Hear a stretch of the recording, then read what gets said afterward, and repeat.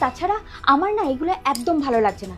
তুমি আমাকে সব ব্যাপারে কিছু না কিছু নিয়ে আমাকে দোষারোপ করেই যাচ্ছ। দুপুরে তুমি এক্সট্রা রান্না করেছো কেন? আমরা এখন পার্টিতে গিয়ে খাবার খাবো, আর মা দুপুরের রান্না গরম করে খাবে? তোমার কি হয়েছে বলো তো? মাকে দিয়ে কখনো কাজ করাচ্ছ, কখনো পোড়া পরোটা দিচ্ছ, এখন আবার বাসি খাবার। কি হয়েছে কি তোমার? আরে কি হলো, তোরা এখনো যাসনি? কি করে যাব?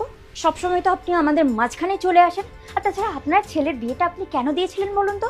সবসময় মা মা করবে বলে। আর তাছাড়া বৌমার কাজে যদি তার শাশুড়ি তার সাহায্য করে, এটা তো সংসারেরই ভালো। আর এমনটা তো নয় যে আমি তোমার মাকে দিয়ে সমস্ত কাজ করাই। তুমি কেন আমাকে বারবার এত কথা শোনাও? হ্যাঁ, আমি তোমার মাকে দিয়ে সমস্ত কাজ করে তোমার মাকে পোচা পড়া এইসব খাবার খাওয়াই, তাই তো? বৌমা, তুমি যেমন তোমার মেয়ের প্রতি চিন্তা করো, ঠিক তেমনি ওর ছেলে হয়েও ওর মায়ের জন্য চিন্তা করে, কারণ ও মাকে খুব ভালোবাসে, সেই জন্য ওটাও করেছে। আমি ওকে পোড়া পরোটা দিতে চাইনি, শুধু তোমাকে বোঝানোর জন্যই আমি এটা করেছি। আর তুমি আমাকে ক্ষমা করে দিও, তোমাকে বোঝানোর জন্য আমি ওই বাচ্চাটাকে ব্যবহার করেছি।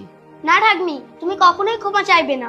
যার ভুল তাকে চোখে আঙুল দিয়ে দেখানো বড়দের কর্তব্য, তুমি সেটাই পালন করেছো।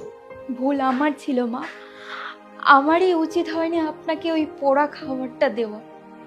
আর তাছাড়া কোনো খাবার নষ্ট হয়ে গেলে সেটা যে কোনো মানুষকেই দেওয়া উচিত না, সেটাই আমি ভুলে গেছিলাম। আর এই বাড়িতে সব সময় আমি ভাবতাম আপনি একজন এক্সট্রা মানুষ। আমাকে ক্ষমা করে দেবেন মা, আমাকে ক্ষমা করে দেবেন। তোমার ওপর কখনোই আমি রাগ করে নেই মা, আমাকে নিয়ে তোমাদের সবসময় ঝগড়া হয়, সেই জন্য তোমাকে বোঝানোর জন্যই আমি এটা করেছি। চলো ঠাকমি, আমার স্কুলে দেরি হয়ে যাচ্ছে, আমাকে স্কুলে দিয়ে আসবে। হ্যাঁ চল চল।